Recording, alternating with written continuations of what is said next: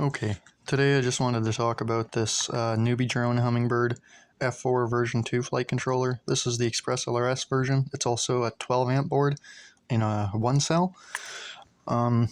First thing I wanted to mention here is, even though it's a 12 amp board and it's running one cell, it's got these JST 1.0 connectors instead of 1.25 connectors. So if you're new to FPV, or you're just not paying enough attention, or you don't know anything about NEWBEEDRONE products, you got to make sure you know that these are really only compatible with their motors. And yes, I did try to solder onto the back pads, and you can see that I at least did a good enough job to not ruin it, and it didn't work. You have to take the little motor port out to get to the pad, the full size pad underneath. Another thing I want to talk about here is, other than that, we have the cheap clear version of the PH2 connector. Replaceability, if you didn't want to just snip through the wires and solder on a new plug and shroud them, you'd have to desolder these two motor wires, and the ground wire is kind of weirdly close to that USB connector there. So I don't know, that's a little questionable in my opinion. It is what it is though, so just think of that when you're looking into buying it. We'll move on to the positives. It's got a UFL connector, so easy antenna changeover. It's got a little camera video transmitter combo from NEWBEEDRONE, so if you wanted to buy that separately, or if you had one from the previous build or if you bought one of their products, I think this might be a newer plug, so they might not work from the older models. Another thing here, the USB plug's pretty nice.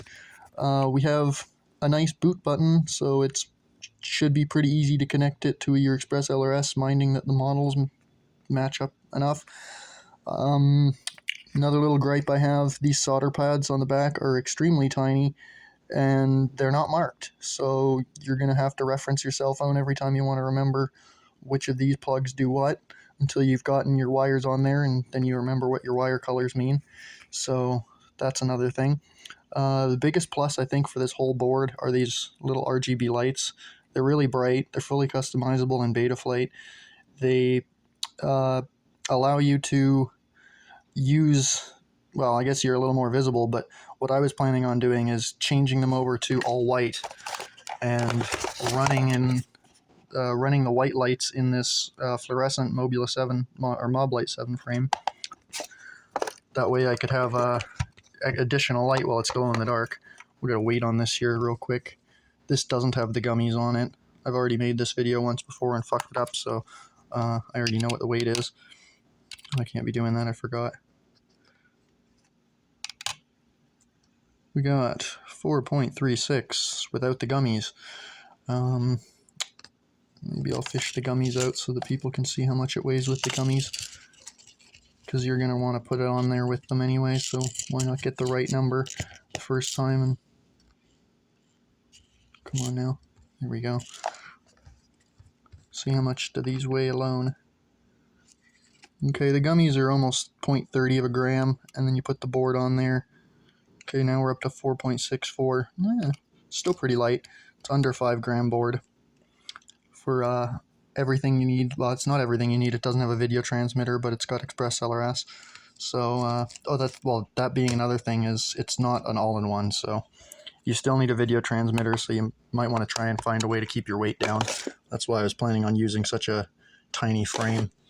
For those of you that might not know what the frame looks like, this is the frame that I was talking about, with a different drone on it, with different parts. That's my everyday flyer right there. This, on the other hand, I haven't been able to get it to work yet because NEWBEEDRONE doesn't sell. They don't even keep their own motors in stock in their website sometimes, so I was having problems getting their motors that I need to use for their plugs. And since this is a 12 amp board, you can go all the way up to the 1102 plugins, and they still have the JST1 connectors.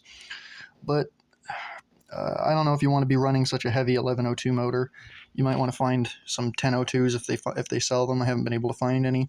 Otherwise, you're stuck with the 0802s, something like 20,000 kV or whatever they are. Or you can get the old school ones, which are like, I saw the espresso color ones that were only 18 or 14,000 kV or something like that. They were in stock. If you felt like buying those, wouldn't recommend it, especially since you still need a video transmitter and you don't want to buy too heavy of a video transmitter, especially for trying to do such a light build here. Anything else that I forget here? I don't think so. Mentioned the boot button. Forget what I mentioned in this video compared to the last, so I think I'm just going to end it here. Have a good night. Thanks for watching. Bye.